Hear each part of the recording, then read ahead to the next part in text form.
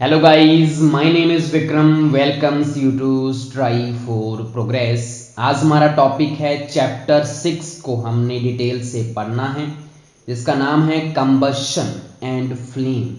Combustion का meaning है जलना और फ्लेम का मीनिंग है ज्योति या लो। We use different kinds of fuel for various purpose at home, in industry and for running automobiles.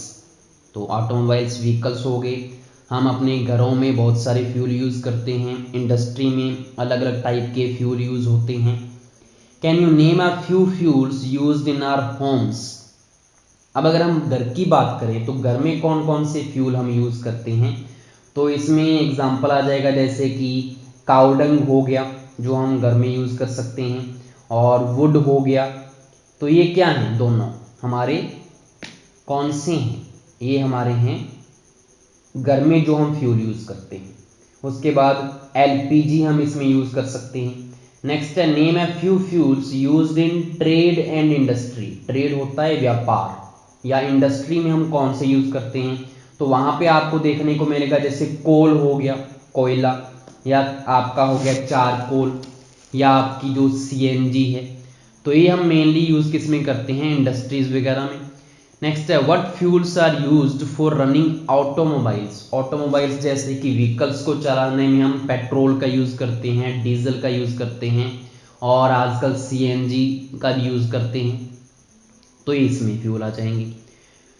Your list will contain fuels like cow dung, बिल्कुल, wood, coal, charcoal, petrol, diesel, compress natural gas, CNG. तो इसकी full form भी दे रखी है, इसको भी याद रखना है। तो ये हमने फ्यूल के बारे में डिस्कस किया था। You are familiar with the burning of a candle. किसी भी कैंडल को हम जलाते हैं तो आपको पता है वो कैसे जलती है। What is the difference between the burning of a candle and the burning of a fuel like coal? दोनों में क्या डिफरेंस है? तो आपको पता है जो कैंडल है वो उसकी तो क्या होती है, एक फ्लेम होती है, लेकिन अगर हम कोल को जलाएंगे तो उसमें आपको फ्लेम देखने को नहीं मिलेगी। Maybe you were able to guess right, candle burns with the flame whereas coal doesn't. Similarly, you will find many other materials burning without a flame.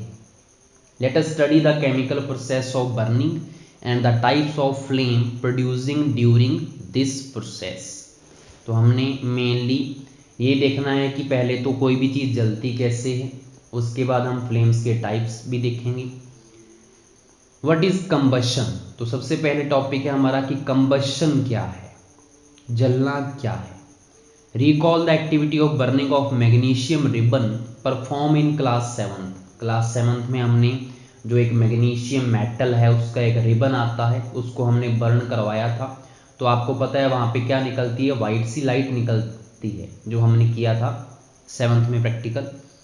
We learn that magnesium burns to form magnesium oxide and produce heat and light, जैसा कि आपको figure में दिख रहा है। तो magnesium ribbon को जब बर्न करेंगे, तो कोई भी चीज़ जब बर्न होती है तो बर्न के लिए उसको जो गैस चाहिए होती है उसको बोलते हैं ऑक्सीजन, O2। तो Mg प्लस O2 क्या बना था, MgO, जिसको बोलते हैं मैग्नीशियम ऑक्साइड। हमने वहां पे भी देखा था। तो यहाँ पे क्या होता है, हीट निकलती है एक तो, और साथ में लाइट निकलती है। We can perform a similar activity with a piece of charcoal. वही सेम चीज़ हम चारकोल का पीस लेकर भी कर सकते हैं। Hold the piece with a pair of tongs, जो लैम्प में टोंग होती हैं उनसे उसको पकड़ लो, and bring it near the flame of a candle और अ बंसन बर्नर। लैम्प में बंसन बर्नर है, उसके पास लेके चलो उस चारकोल के पीस को, या कैंडल को जला लो उसके पास लेके चलो। What do you observe? आप क्या देखेंगे? We find that charcoal burns in air. तो हम क्या देखेंगे कि वो एयर में क्या है, जलने लगता है। We know that coal too burns in air. हमें पता है कोयला भी जलता है। Producing carbon dioxide. अब देखो कार्बन का सिंबल क्या होगा, C। अब उसको जब जलाएंगे मतलब बर्न करेंगे तो कौन सी गैस, O2। तो C प्लस O2 क्या बन जाएगा, कार्बन डाइऑक्साइड। तो CO2 निकलेगी एक तो, साथ में हीट निकलनी है और साथ में लाइट निकलनी है।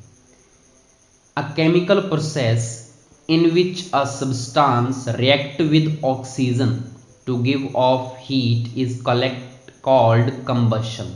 अब देखो combustion क्या है, एक केमिकल प्रोसेस है।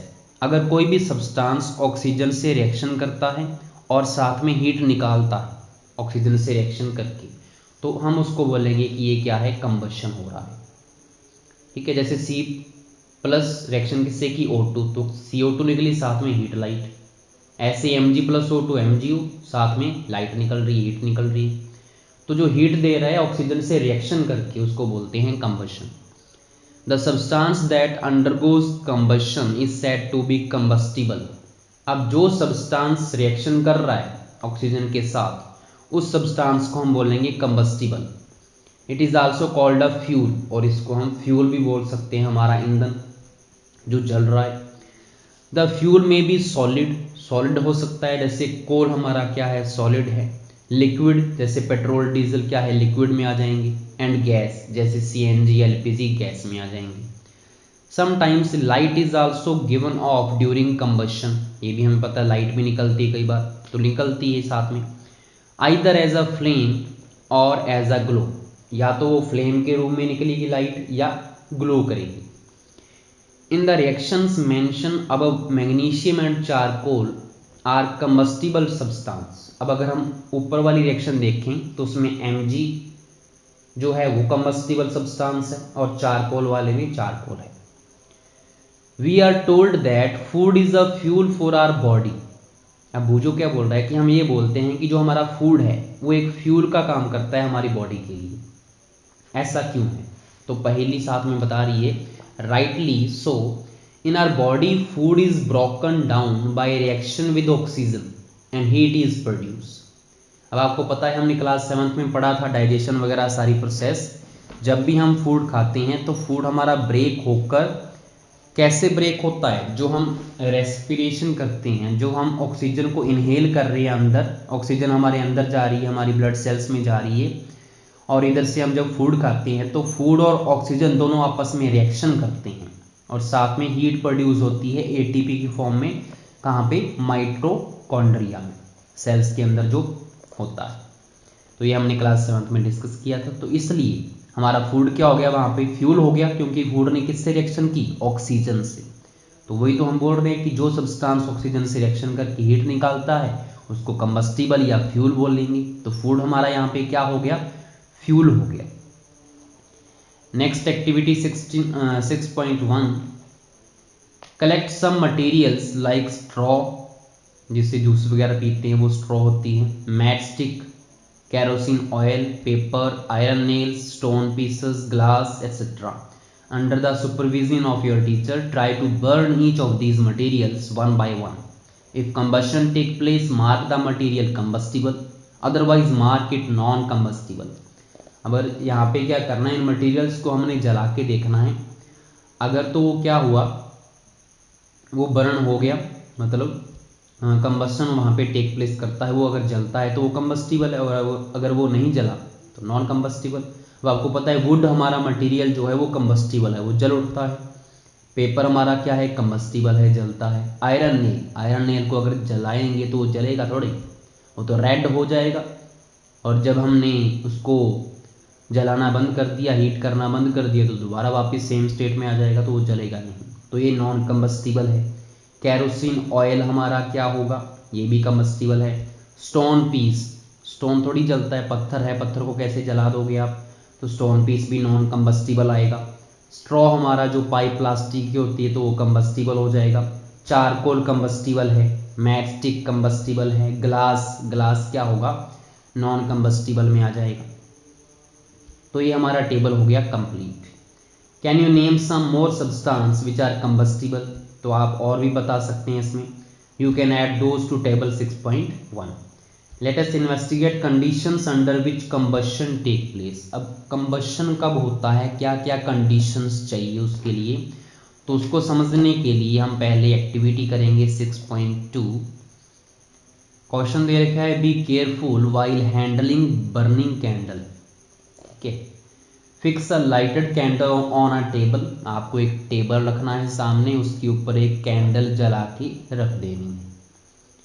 और कहाँ पे रखनी है? Put a glass chimney over the candle, और उसके ऊपर हमने ग्लास की बनी हुई चिमनी। चिमनी कैसी होती है? जो ऊपर से भी क्या हो, बंद ना हो, और नीचे से भी क्या हो, खुली हो, मतलब दोनों साइड से क्या होगी, ये ओपन होगी, उसको चिमनी बोलेंगे, ग्लास की बनी हुई। उसके ऊपर रख देना है। And rest it on a few wooden blocks, ठीक है। जो उसको चिमनी जो है ग्लास की, उसको हमने 2 वुडन की जो हैं ब्लॉक्स, वुडन की जो डंडियां हैं, उनके ऊपर रखना है, जैसा कि आपको फिगर में दिख रहा है। इससे क्या होगा? Such a way that air can enter the chimney, इससे क्या होगा? जो एयर होगी वो नीचे से एंटर कर पाएगी चिमनी के अंदर। Observe what happens to the flame, आपने ऑब्जर्व करना है कि फ्लेम में कुछ फर्क पड़ा क्या। नाउ रिमूव द ब्लॉक्स, अब जो नीचे वाली जो वुडन के ब्लॉक्स हैं उनको हटा दो। And let the chimney rest on the table, और उसको सीधा रेस्ट टेबल के ऊपर ही रख देना है चिमनी को, जैसा फिगर भी दिख रहा है। अगेन ऑब्जर्व द फ्लेम, दोबारा उसको देखो पहले वाले डायग्राम में तो देखो फ्लेम अच्छे से वहां पे दिख रही है। दूसरे वाले डायग्राम में क्या हुआ? जो कैंडल है उसकी जो फ्लेम है वो फ्लिकरिंग कर रही है। फ्लिकरिंग का मतलब क्या होता है? हिलते हुए जलना, मतलब वो बुझने सी लगी है, ऐसी फ्लेम है उसकी कि वो अब अभी बुझ जाएगी।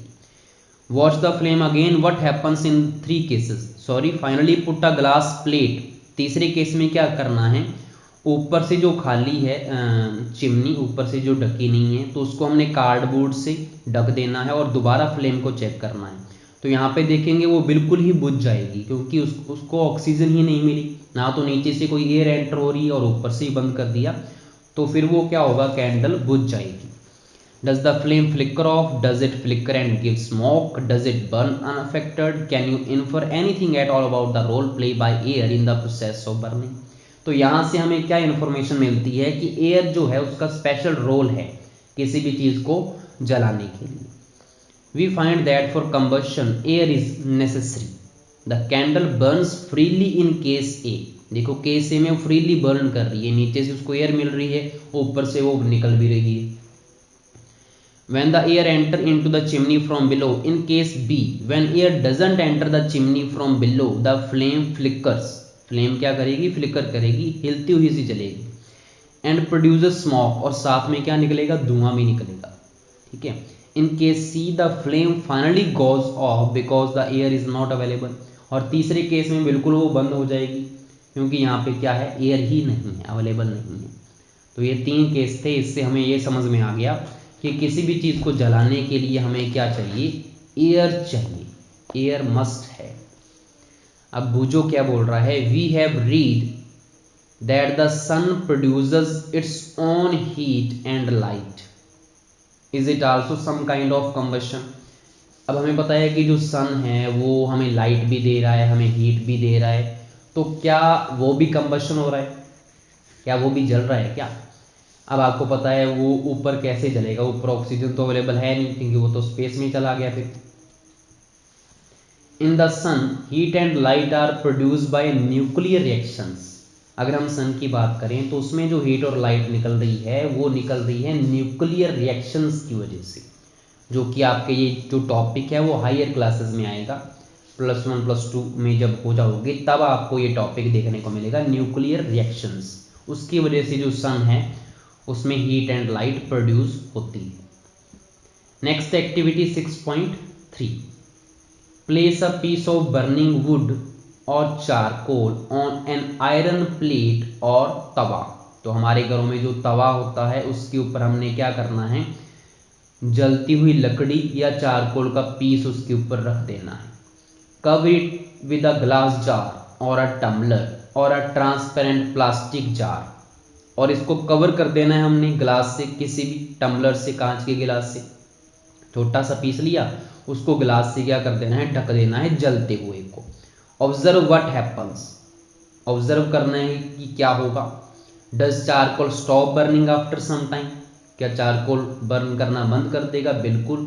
Can you think of the reason why it stop burning, क्यों वो जलना बंद कर दिया? तो इसका रीजन क्या है? क्योंकि उसको ऑक्सीजन नहीं मिली एयर उसको नहीं मिली, क्योंकि हमने उसके ऊपर क्या रख दिया, ग्लास रख दिया। नेक्स्ट है, you might have heard that when the clothes of a person catch fire the person is covered with a blanket to extinguish fire, can you guess why. अब हमें ये भी पता है कि कई बार क्या होता है, किसी भी पर्सन के जो कपड़े हैं उनमें आग लग जाती है, तो हम क्या करते हैं, एक ब्लैंकेट लेके आते हैं, कंबल लेके आते हैं और उसको क्या कर देते हैं, उसमें उसको उससे ढक देते हैं, कवर कर देते हैं, जिससे क्या हो जाता है, आपको पता है जो आग है वो बुझ जाती है, एक्सटिंग्विश हो जाता है उसका। तो इसका ऐसा क्यों होता है, तो इसका रीज़न भी आपको पता लग गया होगा, क्योंकि हम क्या कर देते हैं, ऑक्सीजन का जो कॉन्टैक्ट है फायर के साथ उसको कट कर देते हैं ब्लैंकेट के साथ, उसको एयर मिल नहीं पाती, ऑक्सीजन मिल नहीं पाती, तो वो बुझ जाता है, जलता नहीं उसके बाद। Now recall some of your experience, does a matchstick burn by itself, क्या जो माचिस है वो अपने आप जलती है, हाउ डज इट बर्न, ये जलती कैसे है। You must have had an experience of burning a piece of paper, paper को भी जला के देखा होगा। Does it burn when a burning matchstick is brought near it, क्या ये तब जलता है जब जलती हुई माचिस को इसके पास लेके आते हैं, तो बिल्कुल। Can you burn a piece of wood by bringing a lighted matchstick near it, अच्छा क्या आप एक लकड़ी को जला सकते हैं सिर्फ एक माचिस के टुकड़े से, उसको नहीं जला सकते, बड़ी सी लकड़ी को एक माचिस के टुकड़े से कैसे जलेगा। तो why do you have to use paper और kerosene oil to start fire in wood और कोल, तो अब मुझे बताओ कि फिर हमें कैरोसिन ऑयल या पेपर की जरूरत क्यों पड़ती है किसी लकड़ी को या कोल को जलाने के लिए। Have you heard of forest fire, आपने फॉरेस्ट फायर के बारे में भी सुना होगा। तो यहाँ से क्या होता है कि हमें ये पता लगेगा कि जो मैचस्टिक है वो अपने आप जो है वो नहीं जल रही, पेपर को जलाने के लिए सिर्फ मैचस्टिक काफ़ी थी, लेकिन जब लकड़ी को जलाना था तब कैरोसिन ऑयल या पेपर भी चाहिए उसको जलाने के लिए। तो अलग अलग कुछ ना कुछ इसमें डिफरेंस आ रहा है, तो इसमें कुछ ना कुछ कंसेप्ट है बेसिक, वो क्या है वो हम आगे देखेंगे। पहले हम क्या देख लेते हैं, फॉरेस्ट फायर क्या होती है। During extreme heat of summer, गर्मियों में क्या होता है, कई बार ज़्यादा हीट हो जाती है एट सम प्लेसेस, तो वहाँ पे कुछ कुछ जगह के ऊपर ड्राई ग्रास कैच फायर, जो सूखा घास होता है वो फायर को कैच कर लेता है अपने आप, ऐसे थोड़ी किसी ने उसको जला दिया माचिस से, ठीक है। तो अपने आप वो कैसे जल गया, from the grass it spread to trees, अब अगर वो घास जल जाएगा तो ट्रीज की तरफ वो चली जाएगी आग, and very soon the whole forest is on fire, तो जल्दी से क्या हो जाएगा, सारा जंगल ही क्या हो जाएगा, जल जाएगा। It is very difficult to control such fire, ऐसी फायर को कंट्रोल करना भी क्या हो जाता है, डिफिकल्ट हो जाता है। तो फिर यहाँ पे क्या हो रहा है, हमने तो ना तो माचिस जलाई है, ना हमारे पास पेपर था, ना हमारे पास क्या था, कैरोसिन ऑयल था जंगल को जलाने के लिए, लेकिन यहाँ पे तो खुद ब खुद सब कुछ हो गया, एक्सट्रीम हीट। तो यहाँ से क्या पता लगता है, do these experience tell you that different substance catch fire at different temperature, यहाँ से हमें क्या पता लगता है कि जो अलग अलग जो सब्सटेंस हैं वो फायर को कैच करने के लिए उनका टेम्परेचर अलग अलग है। The lowest temperature at which a substance catch fire is called its ignition temperature, अब सबसे कम टेम्परेचर लोएस्ट जहां पे कोई भी सब्सटेंस जल उठेगा, जिसकी बात कर रहे हैं हम, जैसे पेपर जो है उसका एक फिक्स टेम्परेचर होगा कि इतने टेम्परेचर पे पेपर जलना स्टार्ट हो जाएगा, और अगर उससे कम टेम्परेचर है तो पेपर नहीं जलेगा। मेनली हम क्या कर रहे हैं, जब किसी चीज़ को जला रहे हैं तो उसका टेम्परेचर ही तो क्या कर रहे हैं, इंक्रीज कर रहे हैं, हीट दे रहे हैं उसको माचिस से, तो उसका कुछ ना कुछ टेम्परेचर होता है और उसको वो अटेन कर लेता है, जिसकी वजह से वो क्या होता है, जलता है, और उस टेम्परेचर को कहते हैं इग्निशन टेम्परेचर, जिसके ऊपर वो फायर को कैच करेगा। Can you tell now why a matchstick doesn't catch fire on its own at room temperature, इसलिए जो फायर जो हमारी मैचस्टिक है वो रूम टेम्परेचर के ऊपर फायर को कैच नहीं करती। रूम टेम्परेचर मान लो आपका कितना है, जैसे 27 डिग्री सेल्सियस रूम टेम्परेचर माना जाता है, ठीक है, 25-27 इतना टेम्परेचर होता है रूम का, उस टेम्परेचर पे मैचस्टिक हमारी बर्न नहीं करेगी। तो हमें इसको बर्न करवाने के लिए क्या करना पड़ता है, फिर इसका टेम्परेचर वहां तक लेके आना पड़ता है जहां पे इसकी लिमिट है, लोएस्ट जो इसका टेम्परेचर है। वो कैसे होता है, जब हम मैचस्टिक को रगड़ते हैं तो रगड़ने से फ्रिक्शन की वजह से हीट प्रोड्यूस होती है। फ्रिक्शन वाला चैप्टर है आपका, जैसे आपने उसमें भी पढ़ा था। तो फ्रिक्शन क्या प्रोड्यूस करता है, हीट प्रोड्यूस करता है, और उस हीट की वजह से उसका टेम्परेचर इग्निशन टेम्परेचर तक पहुंच जाता है और मैचस्टिक हमारी बर्न करती है जल्दी। तो ये कंसेप्ट है हर चीज के पीछे। Can you tell now why a matchstick doesn't, ये हो गया। Why does the matchstick start burning on rubbing it on the side of the match box. तो यहां से हमें पता लग गया कि एक इग्निशन टेम्परेचर तक जो चीज पहुंच जाएगी तब जाके वो क्या करेगा, कैच करेगा फायर को।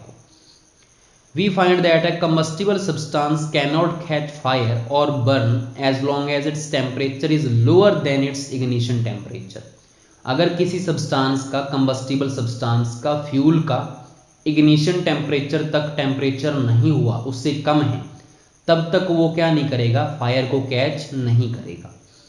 Have you ever seen cooking oil catching fire when a frying pan is kept for long on a burning stove?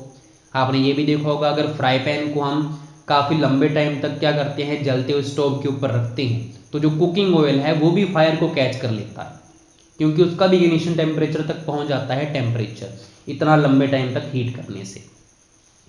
Kerosene oil and would do not catch fire on their own eight room temperature. Kerosene oil है, लकड़ी है, ये भी नहीं catch करते। But if kerosene oil is heated a little it will catch fire. लेकिन अगर kerosene oil को थोड़ा सी भी आप हीट कर दें तो ये क्या कर लेता है, फायर को कैच कर लेता है।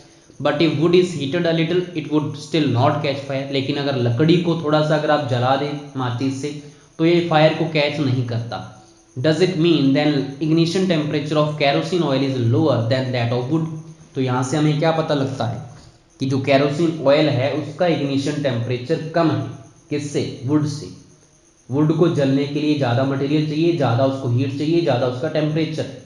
लेकिन कैरोसिन ऑयल के सामने अगर माचिस भी ले जाएंगे जलती हुई तो वो जल्दी से कैच कर लेगा फायर को, मतलब उसका इग्निशन टेम्परेचर क्या है, कम है। Does it mean that we need to take special care in storing kerosene oil. तो हमें इसको संभाल के भी रखना होगा, कहीं भी थोड़ा सा टेम्परेचर इसका पहुंच गया इग्निशन वाला तो इसने क्या करना है, जल उठना है। The following activity show that it is essential for a substance to reach ignition temperature to burn. तो नीचे वाली एक्टिविटी हमें ये बताएगी कि किसी भी सब्सटेंस को जलने के लिए क्या होना चाहिए, उसका इग्निशन टेम्परेचर तक उसको पहुंचना ही पड़ेगा। तो इस एक्टिविटी को बाद में देखेंगे, पहले हम हिस्ट्री देख लेते हैं मैचस्टिक, जो कि आपको लेफ्ट साइड में दे रखी है। तो मैचस्टिक के बारे में देखते हैं क्या क्या होता है इसमें material. The history of the matchstick is very old. More than 5,000 years ago, small pieces of pine wood. Pine wood क्या होता है, पाइन एक ट्री है, उसकी जो लकड़ी होती है उसको बोला गया है pine wood. Dipped in sulphur, उसको उन्होंने डुबोया सल्फर के अंदर। Were used as matches in ancient Egypt, और इस चीज़ को यूज़ किया एनिशियंट इजिप्ट ने मैच के पर्पज़ के लिए। The modern safety match was develop only about 200 years ago, और आज वाली जो मॉडर्न जो मैच स्टिक है वो 200 ईयर्स अगो ही इसको डेवलप किया गया है। A mixture of antimony trisulphide, potassium chlorate and white phosphorus with some glue and starch was applied on the head of a match made of suitable wood. कोई भी हमने जो पीछे वाला उसका जो डंडी है वो तो किसी भी सुटेबल वुड की वो बना लेते हैं। अब उसके हेड के ऊपर वो क्या क्या लगाते हैं, कौन सा मिक्सचर होता है, किससे लगाएंगे, पहले तो ग्लू से और स्टार्च से। ये इन दोनों को यूज करते हैं वो उसको चिपकाने के लिए। होता क्या क्या है मटेरियल, एंटीमनी ट्राइसल्फाइड होगा, उसके बाद पोटेशियम क्लोरेट होगा और एक वाइट फॉस्फोरस होगा इसमें। When struck against a rough surface, white phosphorus got ignited due to the heat of friction. देखो अब जब इसको सरफेस के ऊपर रगड़ मारते हैं, रफ सरफेस के ऊपर जो माचिस के ऊपर दिया होता है ब्राउन से कलर का, थोड़ा रेड से कलर का, ठीक है, तो उसके ऊपर जब उसको रगड़ मारते हैं तो जो फॉस्फोरस है माचिस के अंदर वो क्या करता है, इग्निटेड हो जाता है, उसका टेम्परेचर पहुंच जाता है, वो जलने लगता है क्योंकि उसको फ्रिक्शन से हीट मिल जाती है। This started the combustion of the match. However, white phosphorus proved to be dangerous both for the workers involved in the manufacturing of matches and for the users. लेकिन white phosphorus जो है वो dangerous है, एक proof हो चुका है। तो जब इसको बनाएंगे लोग, वर्कर्स जो इसको बनाएंगे, मैन्युफैक्चरिंग जब होगी मैच की, जब वो वाइट फास्फोरस का यूज़ करेंगे तो उनके लिए भी खतरा है, और जब इस चीज़ को जलाएंगे तो उनके लिए भी खतरा है। तो फिर उन्होंने क्या किया, These days, the head of the safety match contain only antimony trisulfide and potassium chlorate. तो आजकल क्या करते हैं, वो इन दोनों चीज़ों को यूज़ करते हैं। The rubbing surface has powder glass and a little red phosphorus, which is much less dangerous. ठीक है, और अब क्या करते हैं, वो थोड़ा सा रेड फास्फोरस मिला देते हैं उसमें, जो कि वाइट फास्फोरस से क्या है, कम डेंजरस है। जब मैच को हम स्ट्रक करेंगे एक रबिंग सरफेस के ऊपर तो थोड़ा सा जो रेड फास्फोरस है वो कन्वर्ट हो जाता है वाइट फास्फोरस में, क्योंकि वाइट फास्फोरस ही चाहिए हमें, जो कि क्या करेगा, इग्निशन करेगा। तो पहले रेड जब रब करेंगे तो रेड थोड़ा सा वाइट में चेंज हो जाएगा। This immediately react with potassium chlorate. वो किससे रिएक्शन करेगा, पोटेशियम क्लोरेट से। In the matchstick head to produce enough heat to ignite antimony trisulphide.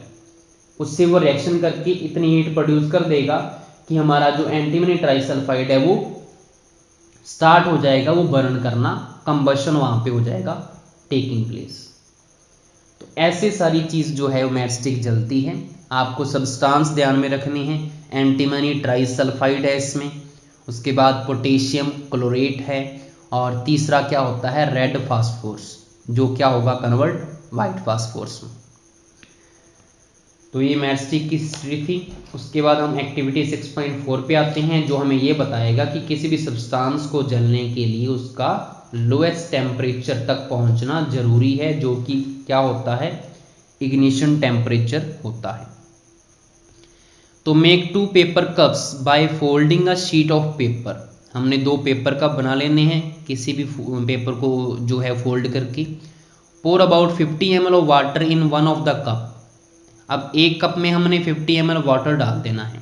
Heat both the cup separately with the candle. दोनों को candle से हमने हीट करना है। व्हाट डू यू ऑब्जर्व, आप क्या देखेंगे, what happens to the empty paper cup. जो खाली कप था उसका क्या हुआ, वो जल जाएगा। What happens to the paper cup with water, जिसमें वाटर था वो जलेगा, वो नहीं जलेगा। Does water in this cup become hot, क्या वाटर जो अंदर था वो हॉट हो गया, तो बिल्कुल गर्म हो जाएगा वो। If we continue heating the cup, we can even boil water in the paper cup. अब अगर हम कंटिन्यू करते रहेंगे तो हम जो अंदर वाटर पड़ा है उसको बॉयल तक कर सकते हैं। Can you think of an explanation for this phenomena? अब बताइए कि क्या आप इसको एक्सप्लेन कर सकते हैं कि ऐसा क्यों हुआ। अब देखो, जो खाली जो पेपर था उसमें क्या है, वाटर तो नहीं है, तो जब कैंडल से उसको बर्न किया तो पेपर का जो इग्निशन टेम्परेचर था वो रीच कर गया और पेपर जलने लग गया। लेकिन जिस कप में पानी डाला हुआ है तो जो नीचे से जो हीट उसको दे रहे हैं वो हीट किसको जा रही है, पेपर के थ्रू, वो जा रही है उसके वाटर को, ठीक है। और इस प्रोसेस को क्या बोलते हैं हम, कंडक्शन बोलते हैं। तो जो हीट है वो किसको जा रही है, डायरेक्टली वाटर को जा रही है। तो पहले वाटर बॉयल होगा, सीधा पेपर नहीं जल सकता क्योंकि पेपर गीला हो चुका है। तो उसका इग्निशन जो टेम्परेचर है वो रीच ही नहीं कर पाएगा पेपर का।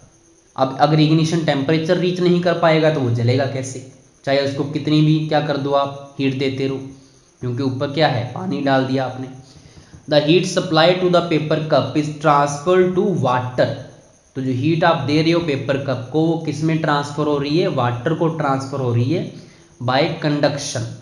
सो in the presence of water the ignition temperature of paper is not reached.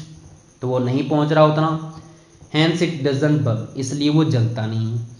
The substance which have very low ignition temperature and can easily catch fire with a flame are called inflammable substance। अब जो जल्दी से fire को catch कर लेता है, जिसका ignition temperature कम होता है, जैसे कि हमारा पेट्रोल हो गया, अल्कोहल हो गया, एलपीजी हो गया, ये जल्दी से क्या होते हैं, जलने लगते हैं फ्लेम के साथ। तो इनको बोला जाता है इनफ्लेमेबल सब्सटेंस। तो इसके एग्जाम्पल आपको याद होने चाहिए, पेट्रोल हो गया, एल्कोहल हो गया, एलपीजी हो गया, और साथ में आपको एलपीजी की फुल फॉर्म भी दे रखी है, liquefied petroleum gas. Can you list some more inflammable substance? तो हम बोल सकते हैं कि कैरोसिन ऑयल हो गया, हमारा डीजल हो गया, ये क्या है, ये भी इनफ्लेमेबल सब्सटेंस है। नेक्स्ट हमारा टॉपिक है how do we control fire.